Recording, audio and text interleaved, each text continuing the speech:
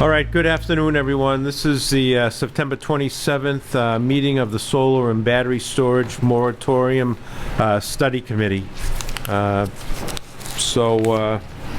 With that said, I think Tom has a lineup for us this afternoon. I know that we were supposed to have Dean Smith here from New Leaf Energy and Brian Wick, the Executive Director of Cape Cod Cranberry Growers Association. Yes, sir. I'm listening with one ear as I'm trying to get to the Zoom. So I know Brian is here. Dean might be joining us on Zoom. So I am getting to the Zoom section here to see if he's with us. So pause with me for a moment if you would. We can play the Jeopardy music if someone has that on their phone. Good.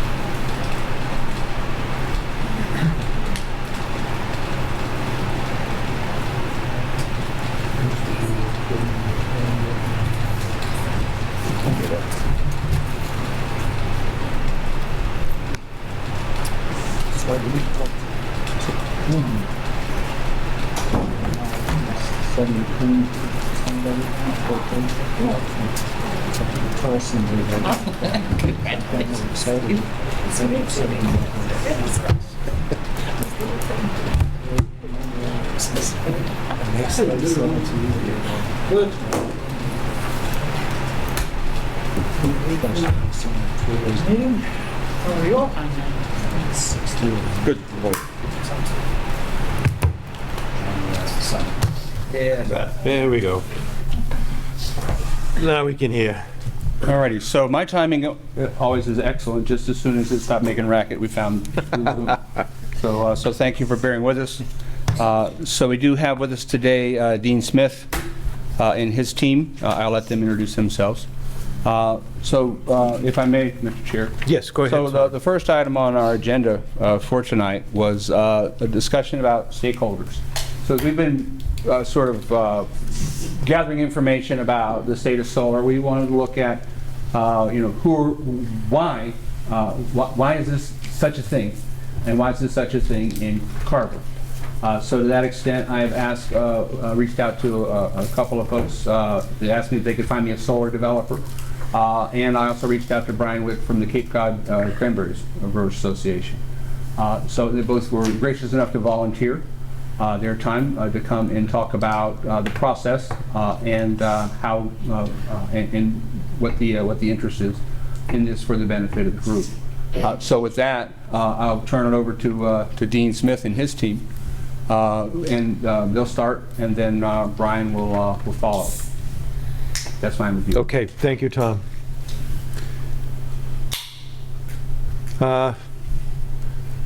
Yes, Dean Smith. From New Leaf Energy.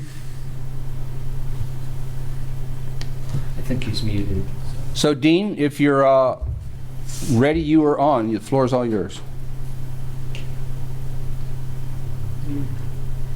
We're not hearing you, Dean.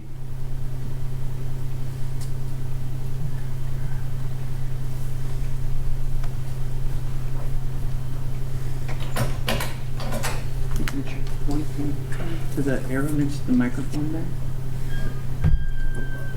And I want the LG to be there as your speaker. Okay.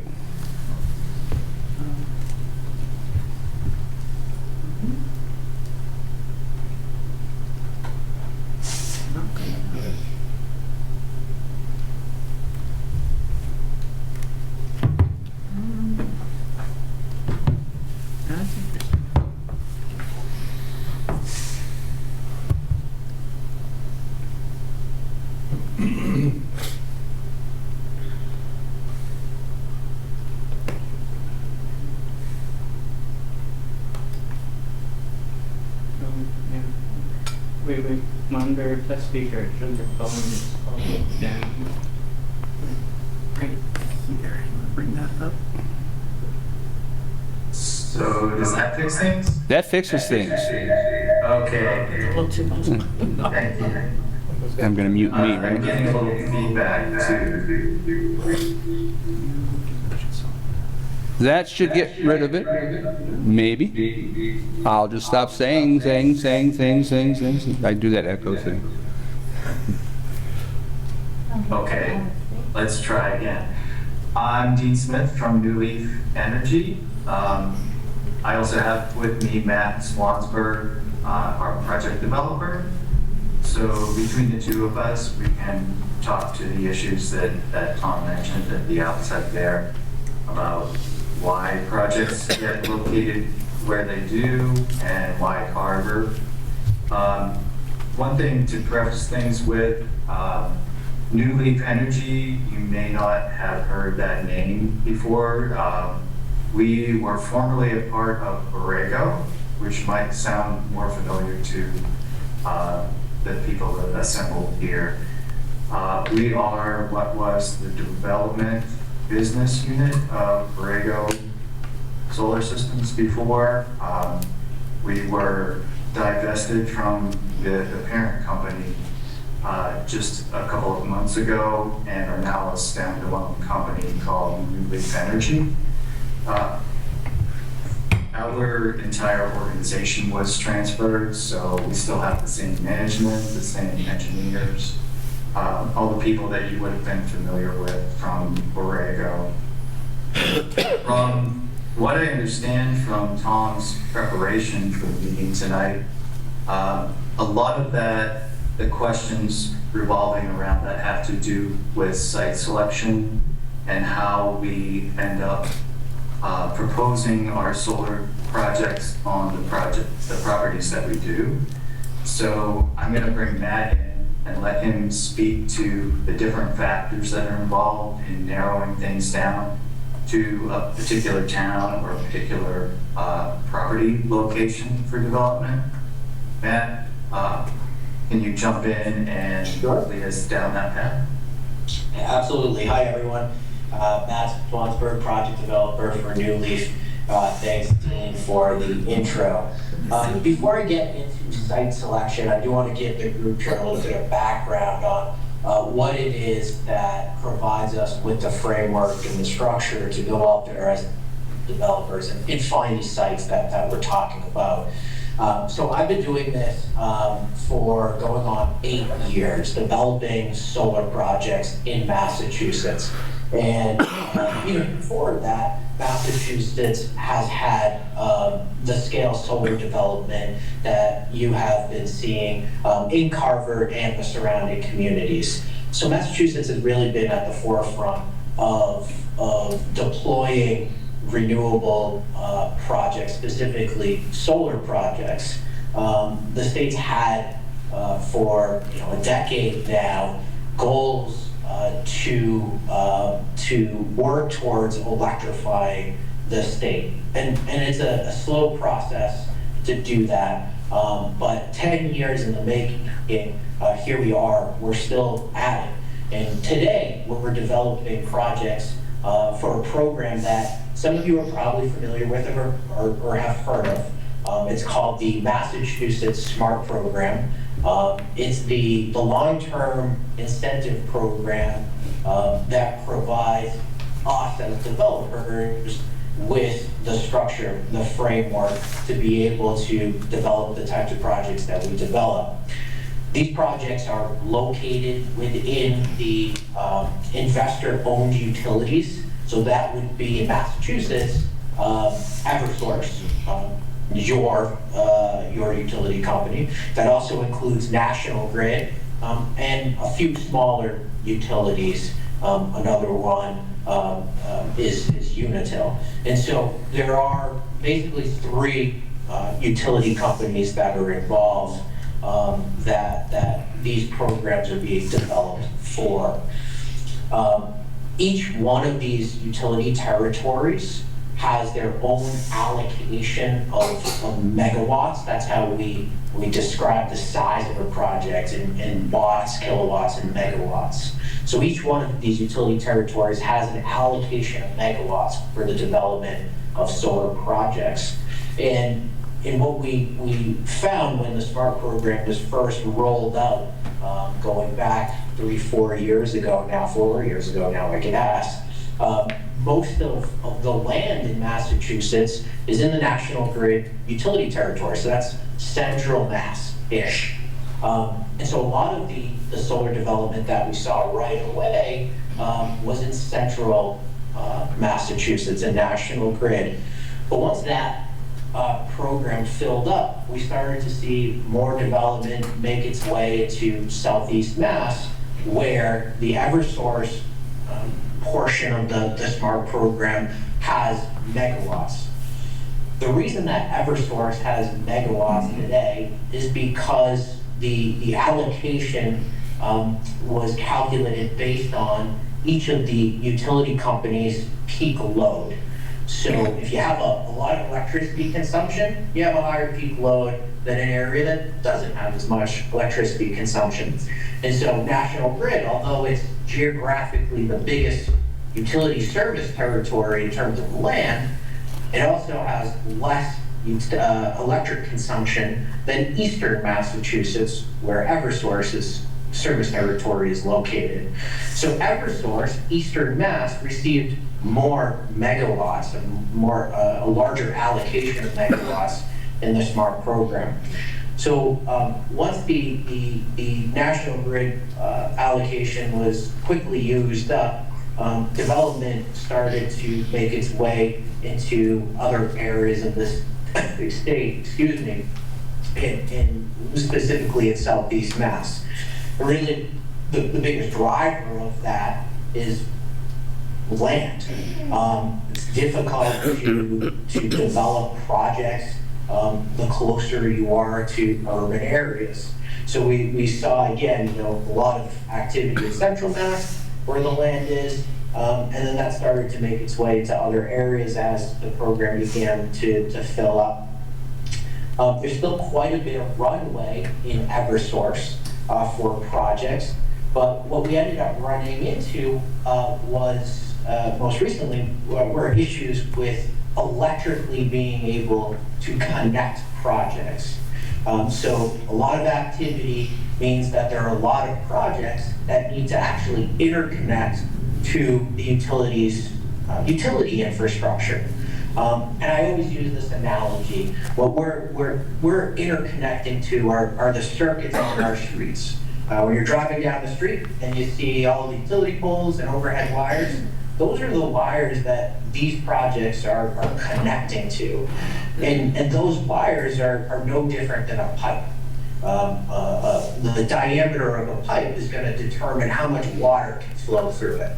Well, same with an electrical circuit. The size of that circuit is going to impact how much solar can actually be connected. So the more solar, the less capacity is available. So there's been, there was sort of this big rush of development, a lot of projects got permitted, there were a lot of projects built, but all of that capacity was quickly used up. So we're currently in a phase in Southeast Massachusetts where a number of projects have made their way through various utility studies, and they will hopefully next year receive interconnection agreements. And the projects that have been in these studies, and some of you may have heard about ongoing group studies, those projects have been making their way through that interconnection process for quite a while now, over a year. And behind that, there will be another group of projects that will be seeking to interconnect. So the conversations that we're having today about permitting and bylaws will be helpful, because there will be more projects coming down the line as they make their way through the utility process. So that sort of touches on, all right, well, why are we doing this? We're doing it because the state has goals, and they have a program that provides the structure and framework for us to do this. And then why are we in Carver and the surrounding area? Because electrically, that's where we will be able to do projects in the future, and that's where there's still land to be able to develop projects. There will also be additional projects developed outside of Southeast Mass. In Central Mass and in Western Mass, those programs will receive future allocations to increase the number of projects that can go in online in those areas. So when I'm looking for sites as a developer, what am I looking for? Well, first, I need to be within one of those utility territories. I need to be in Eversource or National Grid. And then I need to be near utility infrastructure. That's really the first thing that I'm looking for. It doesn't do me any good if I have a 20-acre piece of land in the middle of nowhere if I can't physically connect that project to the utility's electrical grid. So the first thing that I'm looking for is I need a substation. I need a substation that has capacity for projects. And then coming out of that substation, I need overhead wires. I need a circuit that has capacity for a project. And once I've identified that infrastructure, then we start to look around that for properties, usable sites. So really, what this means is my group would, identify, for example, all of the major substations in Southeast Mass. And coming out of those substations, sort of like a spider web, you have all of these circuits. And so we're drawing a radius around the substation, and then we're trying to find properties that are located along those circuits coming out of the substations. And so for us, what are we looking for? We want a site that from a civil standpoint, a site prep standpoint, is one where not a heck of a lot of work has to go into it, right? Because when we're evaluating the feasibility of the project, we need to know that the project is going to be able to pencil. And so what I'm driving at there is putting a solar project on the side of a mountain is going to be cost prohibitive. So when I'm looking at sites, I'm always looking through that lens of, well, what's a good site for me from a cost standpoint, one.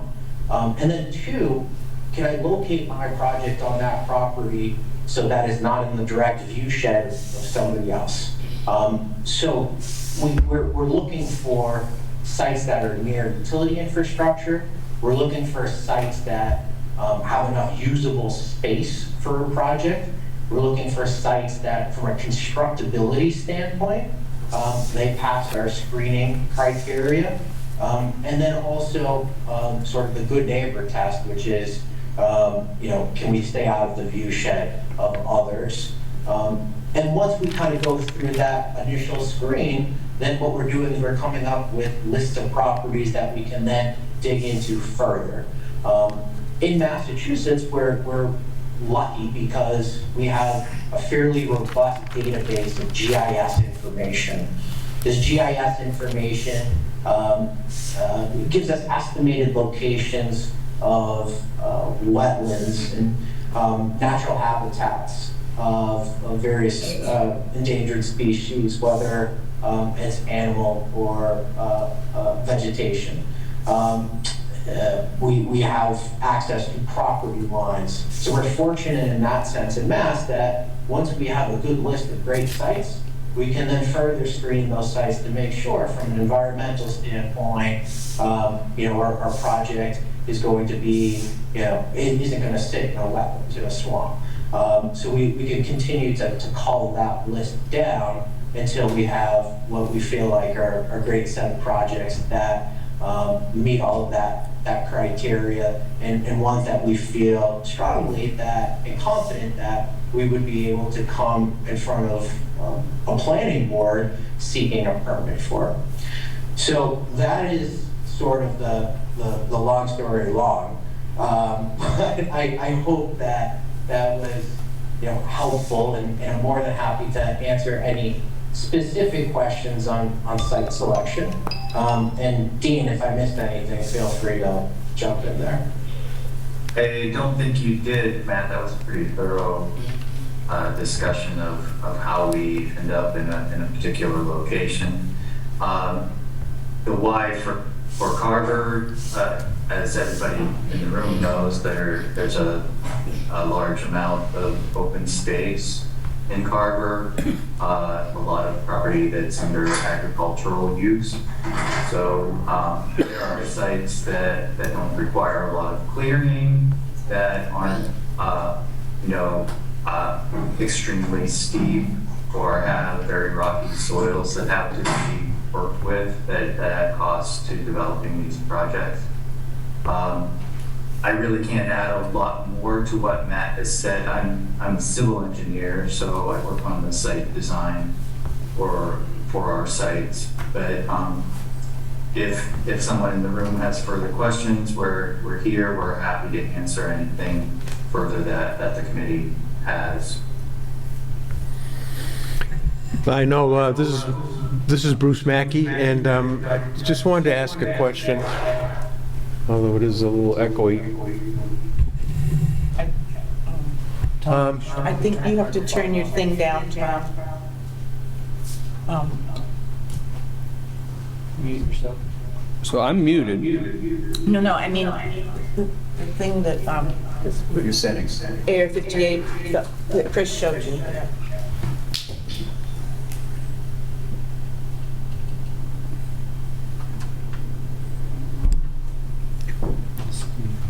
I noticed that you know. talked about substations and open areas.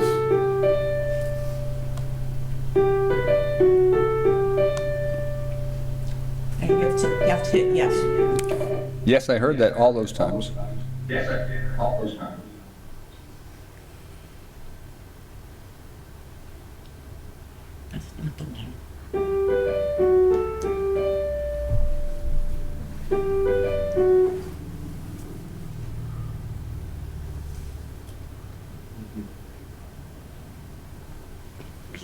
Yeah, it was that one.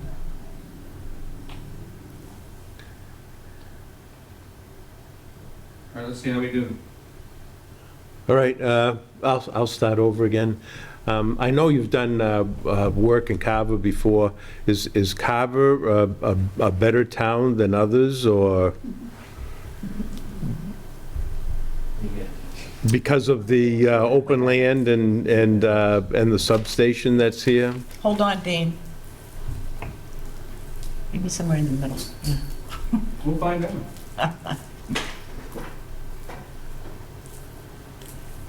All righty, let's try that. Did you get the question? I did hear the question. Okay. If you're asking from a standpoint of how Harvard's bylaws are set up, Harvard, in comparison to other towns, probably has, can you hear me? Yes. Okay, all right.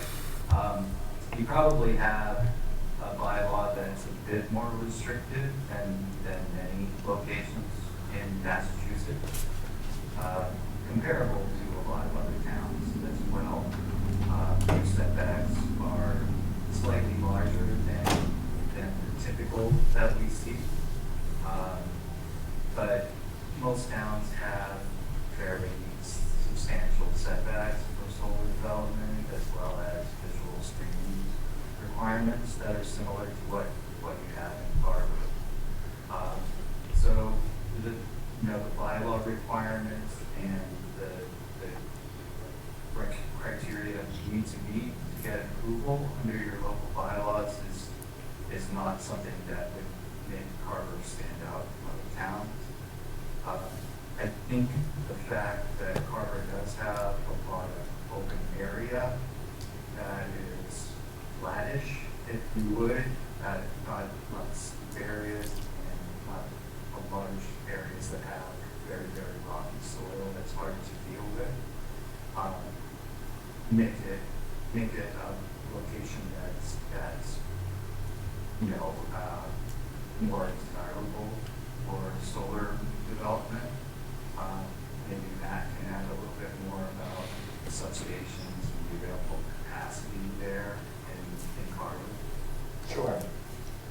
also want to mention, thanks, Dean, I think that was all right on the point. The other interesting thing about Carver and the surrounding areas is the agricultural presence. And that's something that the state, with the SMART program, has always wanted to try and further develop in terms of dual use. The state's constantly looking for ways where they can incorporate harvesting the sun with harvesting crops. A dual use solar agricultural project is one where there's continued growing of crops, or you could also put livestock underneath the solar panels, elevated solar panels. And so, you know, I think from that standpoint, also, Carver is interesting because there are opportunities for dual use projects where solar can provide additional auxiliary revenue for a farmer. And that, you know, in my mind, be able to print. In terms of electrically, you know, is this an area that's interesting? Yes, it is. There are a couple of substations nearby that are fairly large in size, but this goes back to the problem that I mentioned earlier, which is those substations currently today are pretty much maxed out. But the projects that are currently moving forward and moving through their studies will ultimately pay for and upgrade the substations and the circuits coming out of those substations. So there will be additional capacity in the future for more projects. And the substations in this particular area have the real estate required to upgrade them so that we can, you know, add more projects in the future. But not only projects, a lot of the investment that's going to go into utility infrastructure over the next couple of years can be twofold. It's to increase the capacity for more renewable energy projects, but it's also to increase capacity for future load growth. And that's something that this area has continued to see, and it's going to continue to see in the future. Load growth meaning more electric consumption. And that's either through all of us in our homes using more electricity as we electrify. A lot of people are coming off of using propane or oil to heat their homes, and they're using heat pumps. In the future, we'll probably have, you know, cars that are plugging in at home. And so the utility companies are going through a process of planning to upgrade as much as they can to increase the capacity for more renewable projects, but also to increase the capacity for that load growth.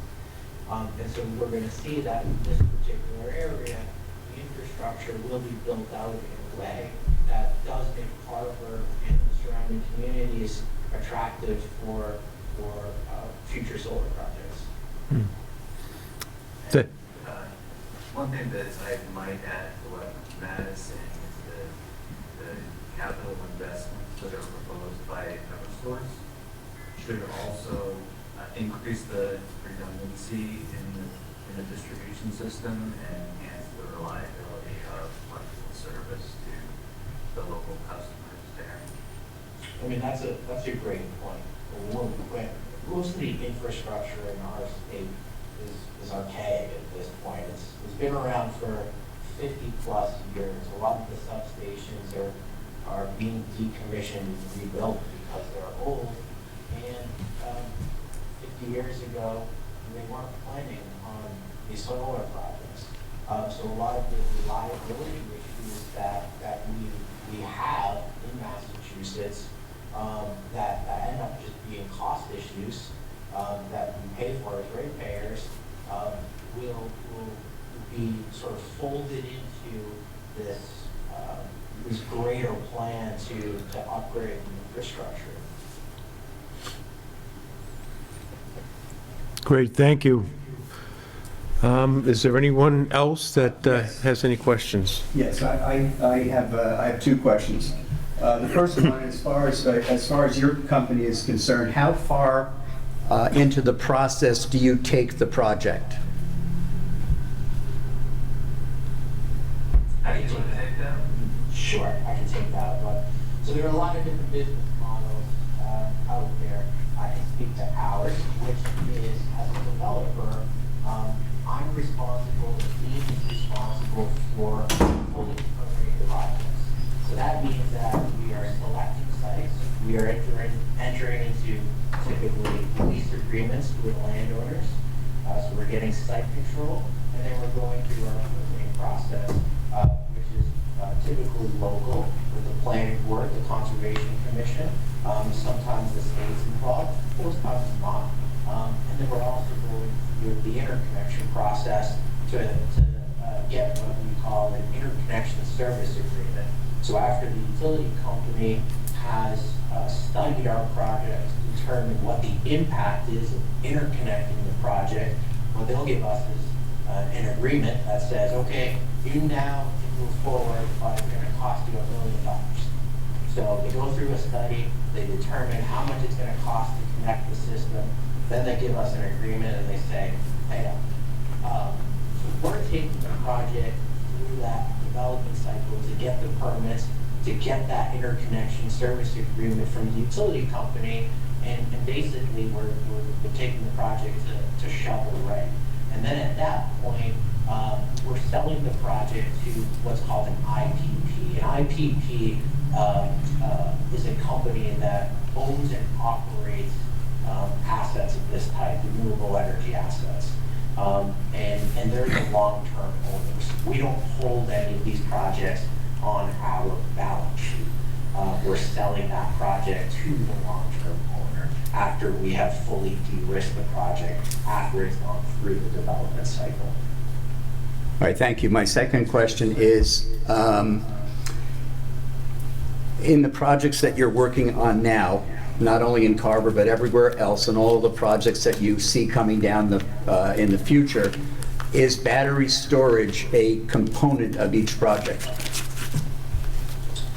Yes, and that's actually now, I think that it's been approved, but that is a state mandate that on projects that are greater than, I will want to double check this, but I believe it's greater than 500 kilowatts, must have battery storage. So to answer your question, yes, most projects going forward will include batteries.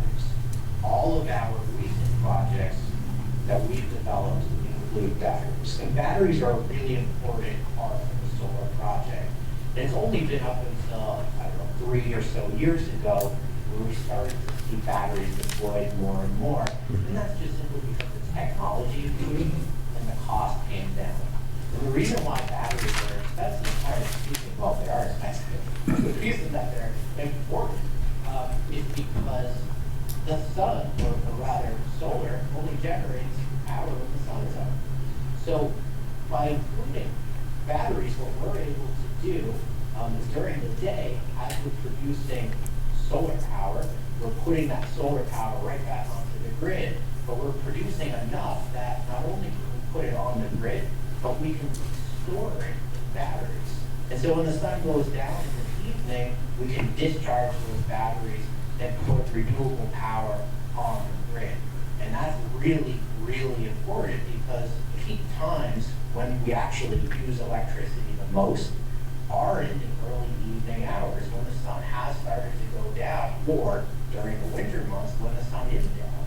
That's when everybody's home from work, we're all cranking our ACs during the summer, or as we continue to electrify, we're using our heat pumps that use electricity in the winter. We're cooking, our TVs are on. We need renewable power during that window after the sun has gone down. So we're able to take that power that we store during the day and discharge it back to the grid. All right, just a question, and one more question. Would you, if you have battery storage and going back into the grid during the night, would you drain those batteries down to nothing and start again the next day? So we're going to be very transparent with the group. I I'm not smart enough to answer that question. Okay. And I think that that's determined on a case-by-case basis, and it's very dependent on the, the demand profile of the local community, the hours, the peak hours of that project. It's kind of a very sophisticated thing to determine that. I think that the designers would hope that the batteries are charged and discharged fully over the course of a 24-hour period, but I don't think that's a given for any particular site. Thank you. And again, I'm not conversant in all of that either, being a civil engineer, but we can get answers that are more detailed than that if you want that kind of response. It was more curiosity than anything else. Thank you. Mr. Shea? Thank you. What's the life cycle of the batteries? They generally have a life cycle of about 10 years at this point, so they would be anticipated to be changed out over the lifetime of the solar project, which is more on the order of 20 to 30 years. So they may be exchanged once, or maybe even more than once over the lifetime of the solar project. Thank you. Yes, go ahead. This is Steve Wardeen. Are there any batteries in operation locally that we could maybe use as an example? Well, I believe you do have projects that are online in Carver with battery installations. I would have to tax myself or maybe go back, through our records to determine those. I believe that our Ward Street project may have a battery component to it. I can see Ward Street. But the battery technology is developing very rapidly. As Matt mentioned, it's changed over the course of the last few years where it's been available to us and has been feasible from a cost standpoint.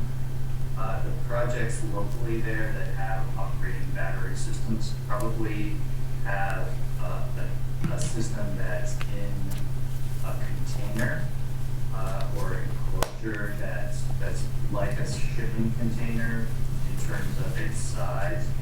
The newer systems are all modular systems that are more self-contained cubes that are about 8 to 9 feet square and about that tall. So they're smaller systems that get assembled in series rather than being, a large group of batteries that are in one larger container. So the technology is changing over time, so you're probably going to be seeing those modular systems more frequently in newer applications.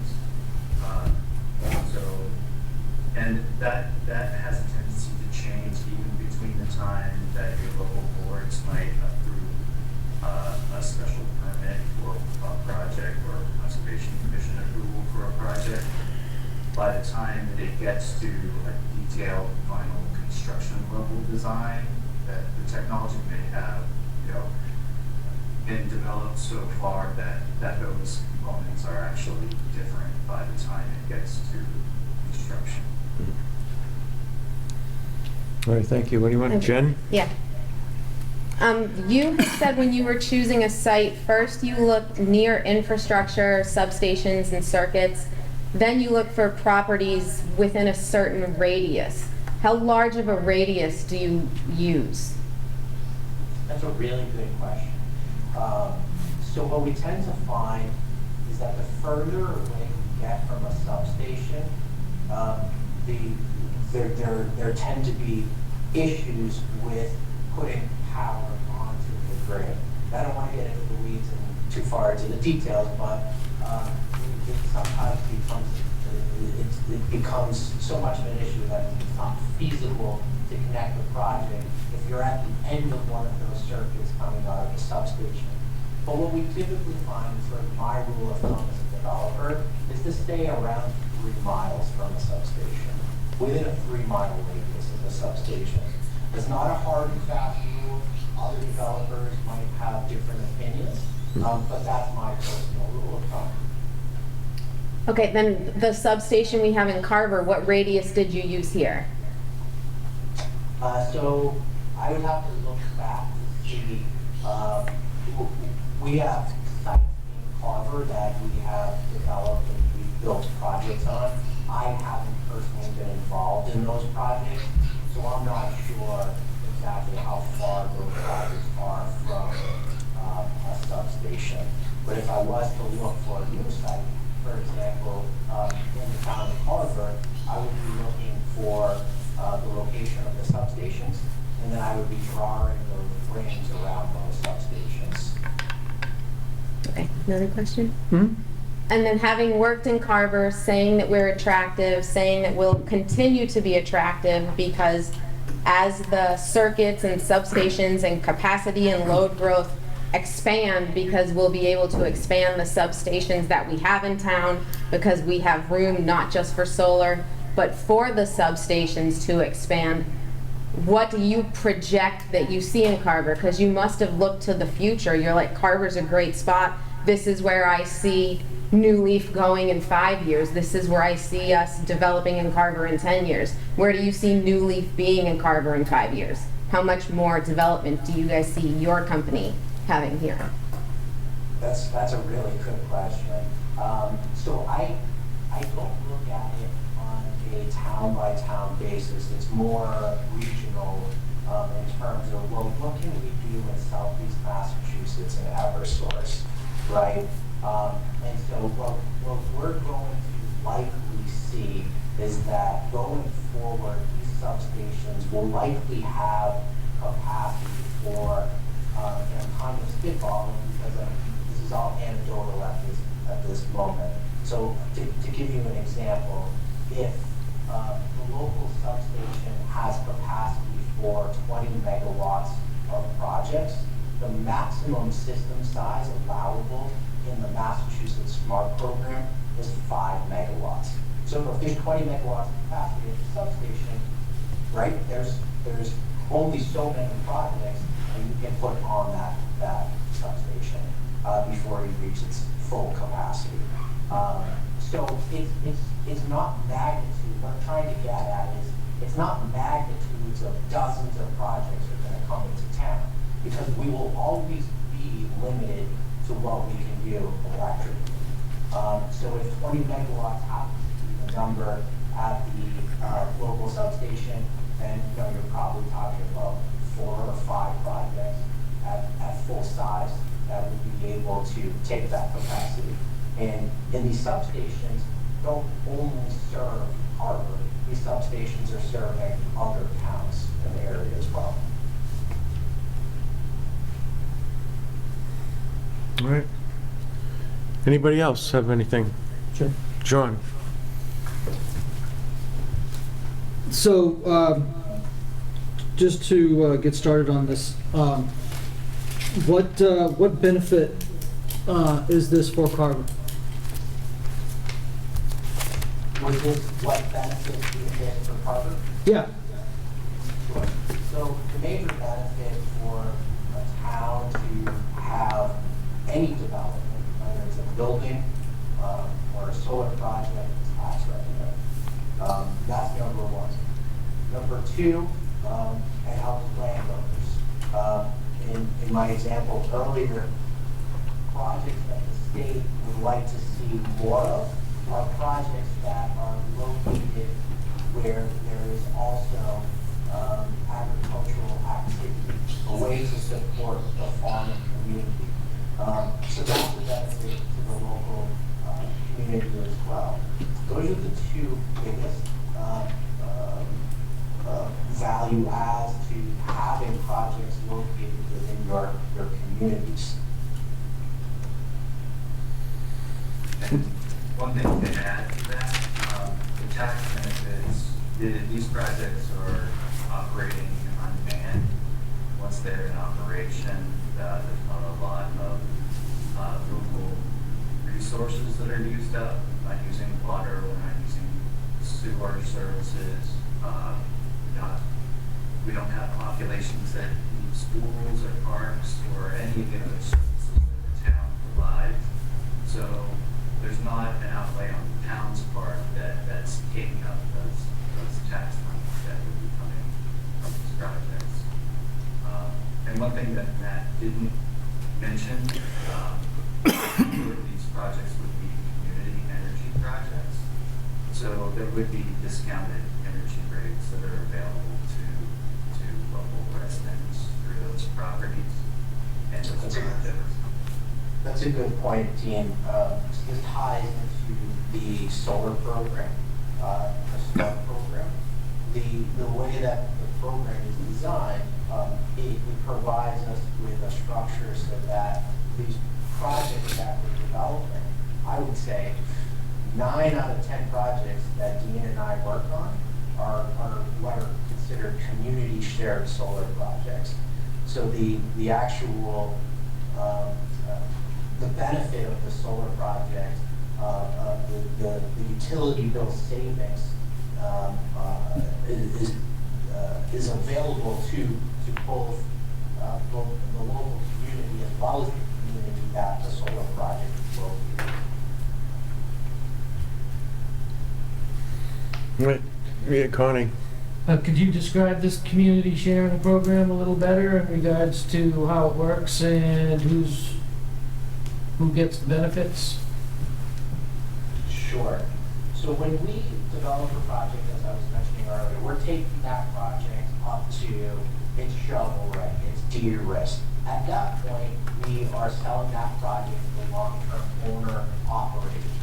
The long-term owner operator, in order to get the full benefits of their SMART program, they need to find somebody to deliver the what we call credits that are generated by the project. They need to deliver those credits to an off-taker, to somebody that can benefit from those credits. So a community shared solar program means that there are these companies that exist, they're aggregators. So they'll work with the long-term owner of the project, and some of you may have seen companies like this. They might stand outside of your local Stop and Shop with a table set up, and they'll talk about community shared solar. And so if you have a house that the roof isn't facing the right direction, or it's an old roof, or you're surrounded by trees, you want utility bill savings through solar, but you can't have solar on your house, then you can enroll in a community shared solar project where you would receive a credit on your utility bill for savings, and it's no cost to the individual homeowners that want to enroll in the program. So again, that's the majority of our projects. They're community shared solar projects, and we'll continue to see that going forward with the projects that will come to your local boards. Thank you. Anyone else? Yes. So your projects, are they, are you required to do these things on flat property, or can they be utilized and constructed using the natural contours of the land? The tracking systems that we use are very forgiving as far as the changes in topography. They can accommodate slopes up to 20%. That doesn't matter, of course. And its individual tables have space between that. So if the topography is changing, they have enough separation so that they can accommodate that. One thing that is very difficult to accommodate would be a steep slope that's north facing, because the modules themselves are faced towards the south to produce the maximum amount of energy. So the supports in the back of those racks get so long that they're very costly to produce. And one row also shades the next row behind it if it's falling off towards the north. So the separation between rows also has to be increased. So we need a much larger area to develop the same megawatt size of project. To follow up with that, when you're looking for sites, are you looking for the flattest possible land with the minimal amount of contours, or are you just looking for some place that you can just form to what you want? Well, I mean, a flat site is a benefit, so it would be a plus in terms of the selection of the site for us. A south-facing slope is not something that it's difficult to contend with. It's more conducive to the layout of the solar system. Aside from that, a lot of steeper sites are still vegetated, so there's a clearing component that does add costs as well. And if we do exceed the capacity of the rack to accommodate the slope, then we have to do the earthwork that would also add costs to the construction of the project.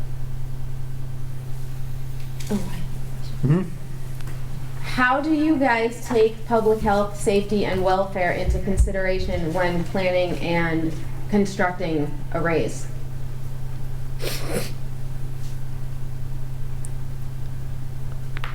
In what aspect? I mean, our projects are generally, they're surrounded by a security fence, so they're not accessible to the public. All of the electrical equipment is protected for potential energy codes. So we follow all the same requirements that another project would in many of those regards. Our projects are not accessible to the public, so I think that's where we go in terms of protecting the health, safety, and welfare of the public. We're not creating any hazardous conditions for people. The components of our projects aren't leaching hazardous materials into the aquifer or anything of that nature. Did you have a specific concern about public safety or welfare? Well, just talking about all of the development, I'm just hearing how desirable Carver is, and I'm just hearing how exciting it is for the potential that we can just expand the solar and the substations. And I'm thinking that it's being forgotten that people live here too, and while solar's expanding, the number of residents is expanding, and it shouldn't be forgotten that first and foremost, we are a town of people and not a town of solar panels. So I'm curious as to what you guys do when you're planning things to remember that people live here too.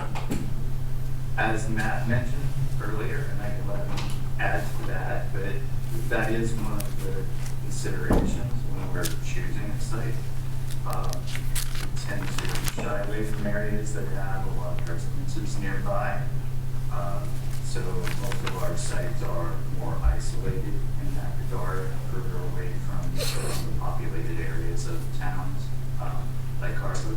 Matt, is there something that you want to add in that regard? The only thing that I would add to that is that, developers, we're looking for the towns to sort of provide us guidance via their bylaws. That's why bylaws are important. It provides us with the playbook as developers for how to go about developing in this specific community, because every community is very different.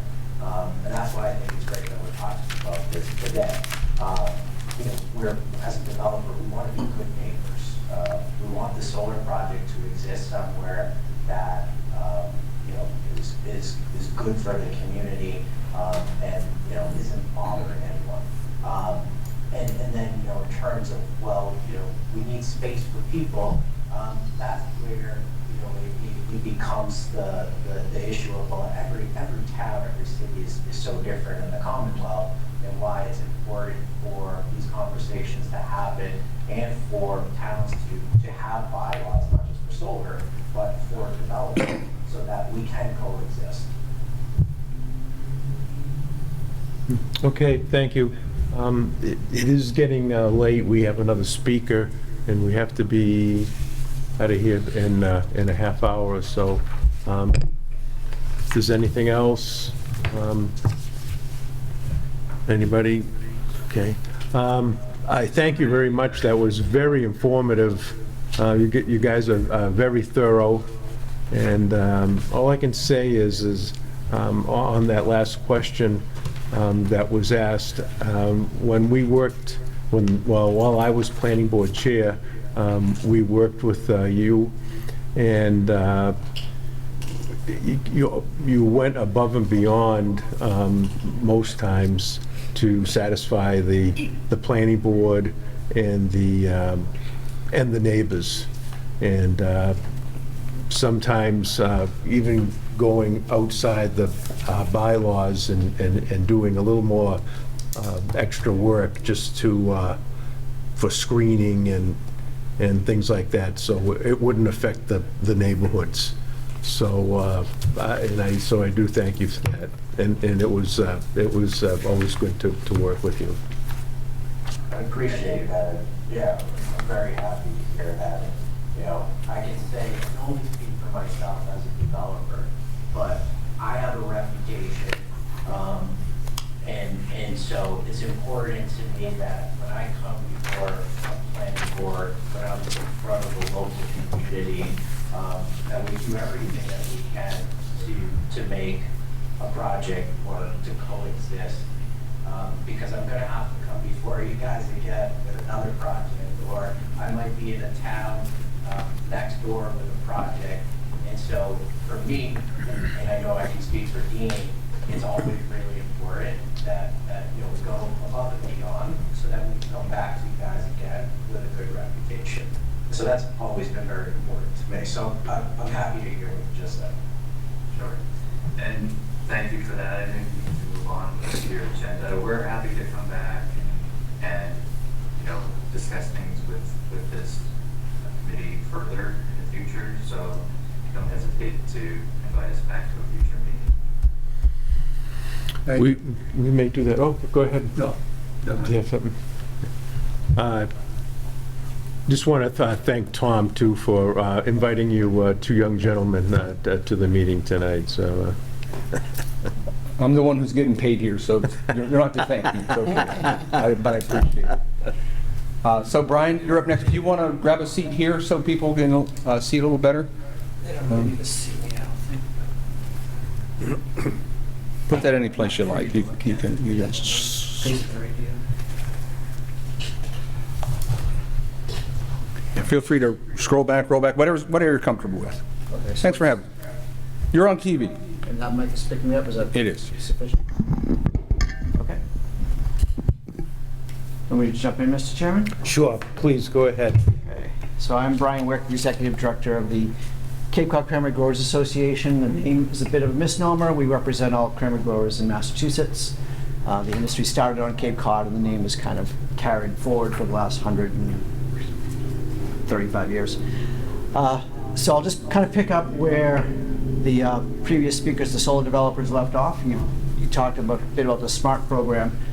So there's, for cranberries, where Carver has the most cranberries in Massachusetts by far, a lot of open areas. And when the SMART program rolled out in 2017-ish, at that particular time, the industry was going through some very serious financial trouble where the price of cranberries was very low. A lot of our growers were just barely hanging on to their farms, and not being able to dramatic. It's serious times that had been building for quite some time. So there was an opportunity with this new solar program that perhaps this is a way to help sustain their farms. Jumping forward to 2022, pricing is better, but at the same time, farming is difficult, margins are low, and diversifying your farm is a good option for a lot of growers to consider. So the program, whether it was 2017 or today, it still has some interest in the grower community. And that could be for dual-use solar, which is the ones that they spoke about where you have solar panels on working agricultural land.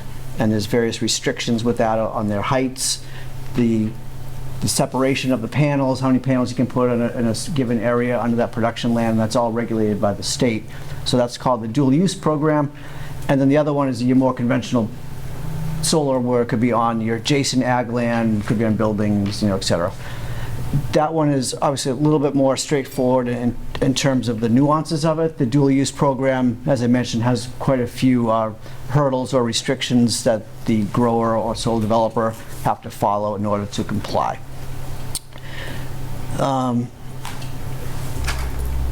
So there's really two opportunities that I see for why a farmer may be interested in solar.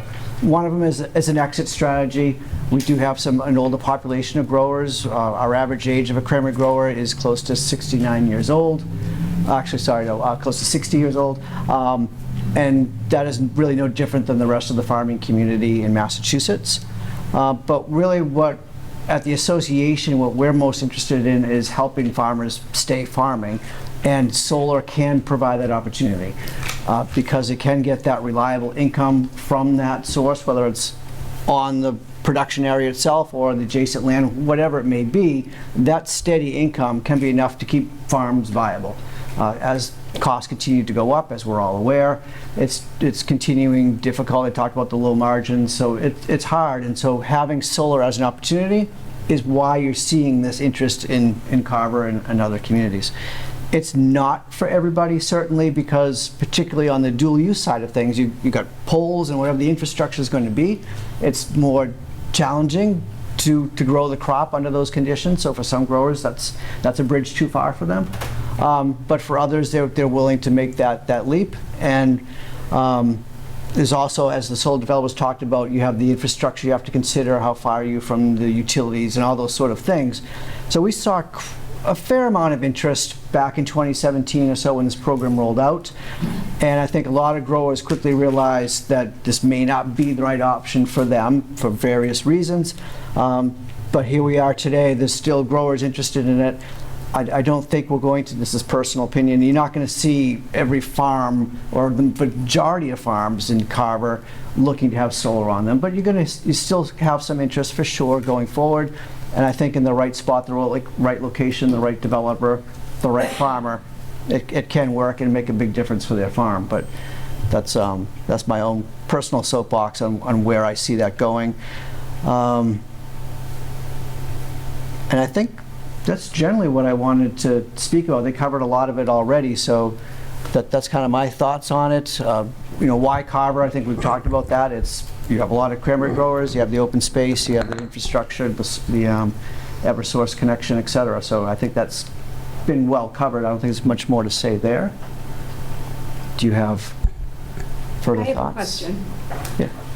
Under the dual use guidelines or laws, whatever they are, if a solar company comes in, does the cranberry grower have to continue to farm his land? Yes. So under the dual use program, under the stipulations, they have to continue to farm that land. And and you get the most incentive, the highest incentive from the state is under the dual use agricultural program.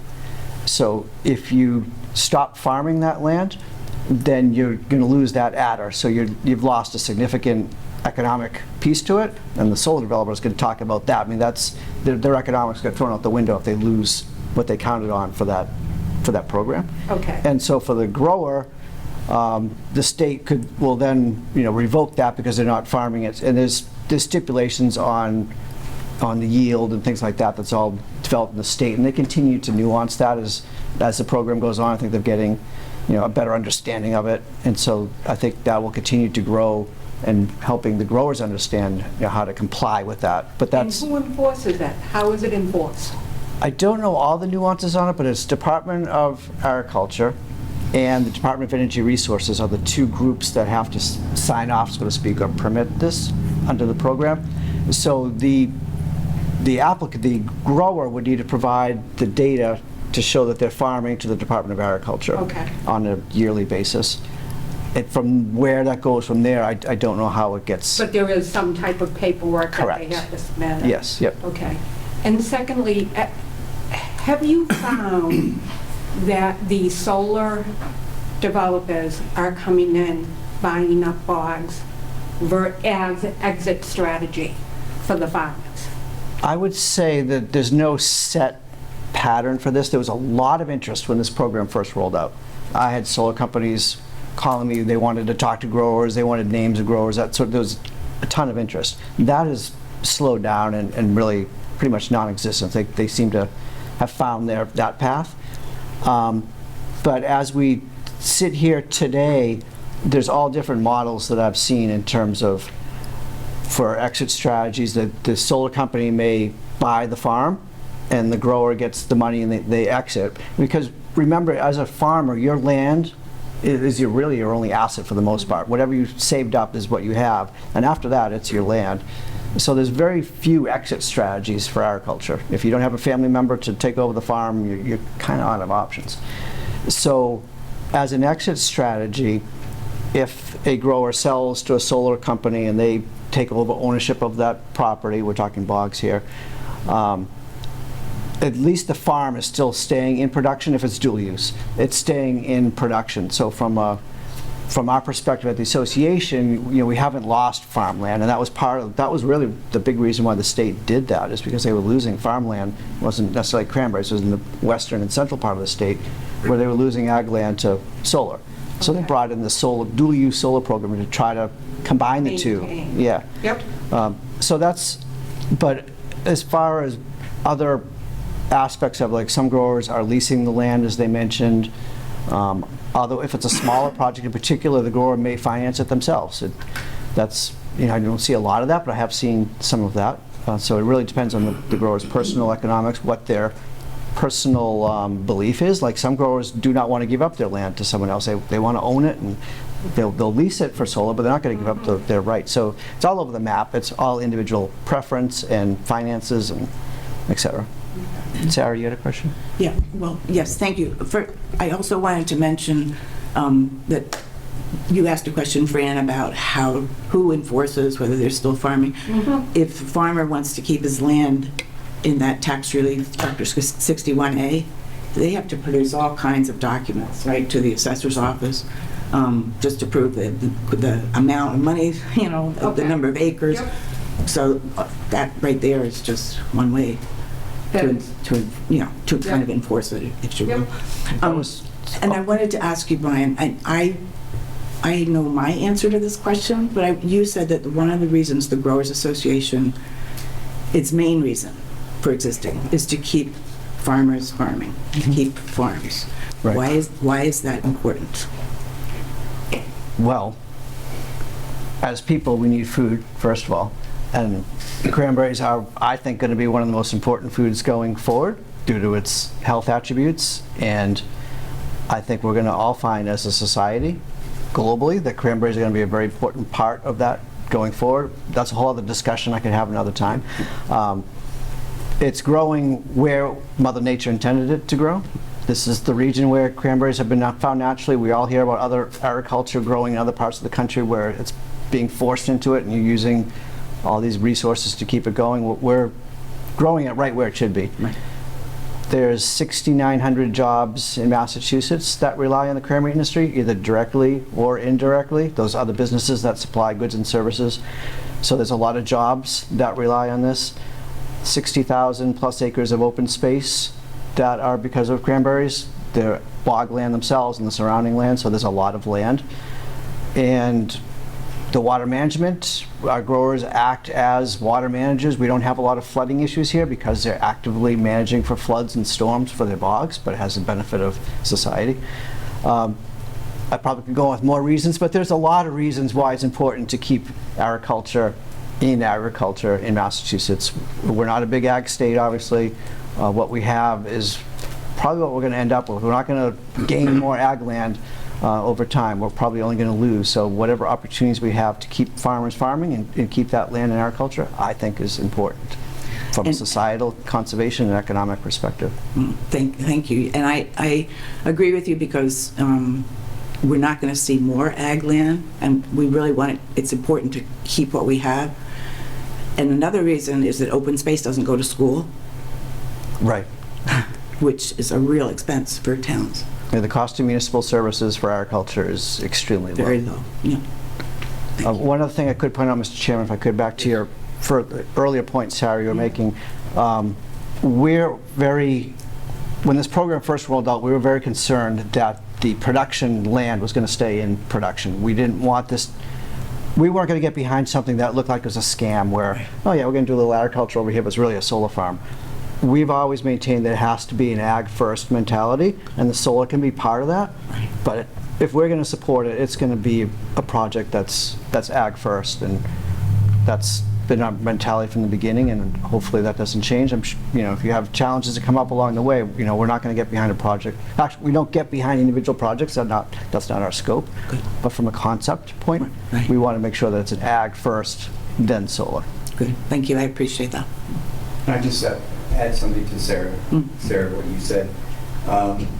In other parts of the state where they grow corn or other agricultural things, they're growing on dry land. Right. And that can be, if those farms are lost, that can be turned into housing or something else. Here, the land that is the cranberries are grown on is wetlands. It Well, has no other. unless it's an upland bog. Well, yes, but there aren't a lot of them. There's some, but if this land isn't used as cranberries, then it becomes a marsh, and Theoretically, yeah. and it's no longer earning anything for anybody. Although permits can be had, that's the scary part. And there are upland bogs and there are wetland bogs. And Yep. as Brian was pointing out, the wetland bogs is where cranberries naturally grow. Right. But it's the upland bogs that scare me. I'd like to see them keep going as well because, again, they don't take a lot of services. Yeah. Can I ask a question? No, go for it. Well, I just want to add that I'm president of this organization, and since the beginning of farming, which is the beginning of time, every time a farmer has a bad year, they either sell a house lot or they sell some sand in the case of cranberries. And this is a great way to earn money sustainably and keep that cranberry bog in production in perpetuity.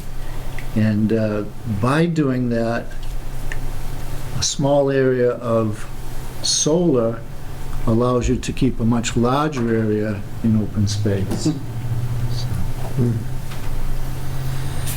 Anyone else? Yeah. Jen? You had said, in 2017, the price of berries was very low, so it helped the local growers stay, and I remember that was huge when solar came to town.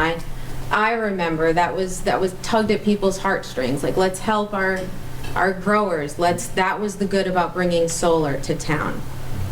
My observation more and more is that more solar projects coming to town are being owned by fewer growers, and they tend to be repetitive owners that seem to be not struggling as much. It doesn't seem like it's someone coming to the table who is having a hard year. Can you speak to that? Because it seems like the need has kind of shifted from 2017, that there's not quite as much as what Steve is describing. That you said now it's more about just diversifying income as opposed to just 2017, like staying afloat. No, you've kind of summed it up precisely. In 2017, in that time period, was one of the biggest economic crisis for the industry, where most growers were underwater in terms of cost of growing the fruit, what they were getting paid. And certainly that's not sustainable long term. So we're not in the crisis now. Now we're in more of the keeping farms farming. We're not in an economic crisis right now. But for those farmers who are trying to stay in the business long term, this is an opportunity to diversify their farm income. So I can't say on an individual grower basis what each grower's needs are, but it's now more in the sustained mode than a crisis mode. as you pointed out. It's a different timeframe. Yeah. And it could go the other way again in 5 years. I mean, agriculture goes up and down, but we're in a better cycle economically right now, for Yeah. sure. But Brian, I would say I'm still catching up from that period. So that, Yeah, I mean, it's a good point. You don't just, because prices have come up the last couple of years, doesn't mean the debt that you've incurred over the last 5 to 10 years goes away. So it is a long-term strategy and a problem. So that's a Yeah. good point, Steve, that it's not instantaneous. You go, oh, I'm good now. Yeah, just the solar projects that I've seen come through town are fewer cases like yours, and they seem to be more of the same entities coming through who aren't playing catch-up. So it just seems like the intent has shifted, so. But is that really true, or is that just anecdotal? If you see I mean, I'm not gonna name names, but. No, I if mean, you do see we the- have evidence that that's actually true, or is it just an Well, observation? he's working on the binder of who owns each solar project, right? Right. So when we get that information, I think you'll see who That'll be good. yeah. owns each solar project, and you'll see there's a lot of common. But then again, you Interest. gotta look at it, if So. you have more land, you're a bigger grower, you have more opportunity to use your land for the dual use.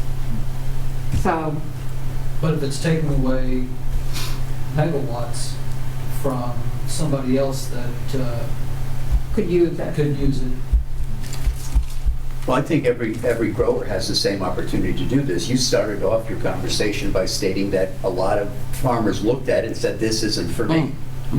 So, every farmer has the choice to participate in this program. It's up to them to decide whether they want to or not, correct? Right, exactly. I mean, that's, So, it's open to anyone, whether Yeah, their so if- property is, or their personal fits into it. It's right, so I going to be, think, Jen, in your case, the ones who were, that you're seeing their names are the ones who said, yes, this works for me, and the others that maybe are smaller or were struggling, it wasn't right for them. So, I don't think it's being, I don't think the program is choosing who gets it. It's the growers who choose to join the program. Yeah, no, I'm not arguing that. I'm just saying what we're dealing with now is, I think, different than what was coming before us in 2017. When it came to town, and we said, oh, we gotta help these guys, prices down. In 2022, he just said, it's not, we gotta help these guys, the prices down anymore. That's all. But that could change though, too. I know, The but it's cranberries 2022. have gone up and gone down. A lot of people that I know that own cranberry bogs have actually abandoned their cranberry bogs. And so I think this does help the cranberry bog owner, but also you can look at it another way. You have a cranberry bog, it's flat, you don't have to, generally, not in all cases, but you don't have to cut trees down, you don't have to excavate, you can just put the solar farm over the cranberry bog. So that's, to me, environmentally friendly to do it that way. I see Jim's point, though. The appearance is that a lot of people have taken this opportunity to make an awful lot of money. But at the same time, this program has helped an awful lot of people. There's 3 of us in this room, it's helped an awful lot. So we want to make sure that we keep that program healthy for those folks. it's I also, want to reiterate what Stephen said too. I never recovered from 2003 when we got $3 a barrel. Didn't happen. Like FSA gave us money to keep going, so I eventually sold them a couple of years ago to a solar company. But that money went right away to pay off all these debts that I had incurred. And I didn't have crews. I worked the bog myself with my wife and my grandkids. So It at 3, wasn't like a profit for me. It was just trying to get even. it was an exit strategy. So at $3 a barrel, what did it cost to produce them? If you got $3 a barrel? At that time, it was probably around $22, $24. Okay. And that's Today, cutting the costs. price of berries is around $40. But the price of your chemicals and fuel and all that has more than doubled since. Oh, it's well over $30 a barrel, easily. And the other point, if I could make, in terms of diversifying what they can do, it also allows a grower, whether they're getting out of debt or not, it also allows them to invest in their farm, because you get that steady income that solar would provide. So it allows them to invest back in their farm and make their farm more viable, sustainable for the future as well. So it has a longer term implication for those growers as well. So that's just another factor to keep in mind. Oh, thank you very much for being with us tonight, Brian, and that was very helpful, and well, got a lot of information. But I think we did have some other things on the agenda, but I don't know, Tom, if you have anything else to say before we adjourn? I don't know, I just wanted to bring to the group's attention a couple of things. On our agenda this evening, there is a link to a survey. So the state is currently doing a survey online. There's a link to it on our website.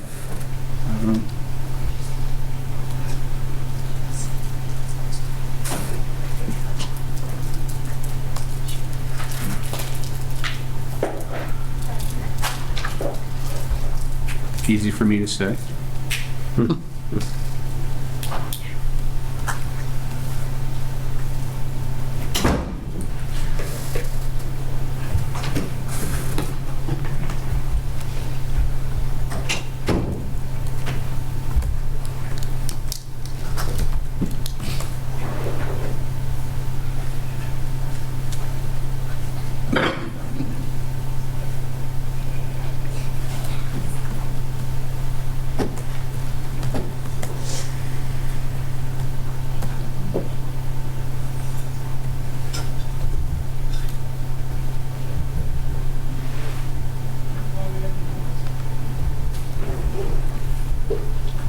Sorry about that. This is.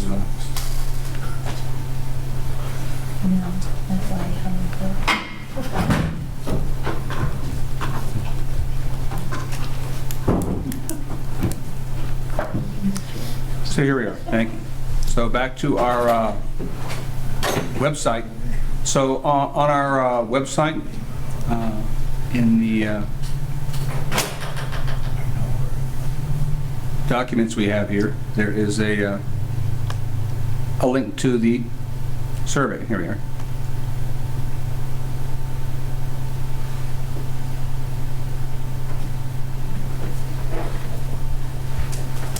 So to complete the brief survey, it goes on for about 15 or 16 pages. No thanks, we'll give you a format later on. So the format of the survey is throughout to look for the state to look at dealing with some siting issues that they're working with. So in the survey, it talks a little bit about solar panels, and then it gets into questions about, where should they be located at, and it includes your questions about to what extent should we be pursuing solar developments. And what's your attitude towards solar projects, such as on small and residential rooftops? And you can elaborate on your answer. It talks about what those types of things are. Then large rooftop projects, it gives a description of what those are. I want the same things, your list of questions, comments. Your attitude about solar projects along the roadside.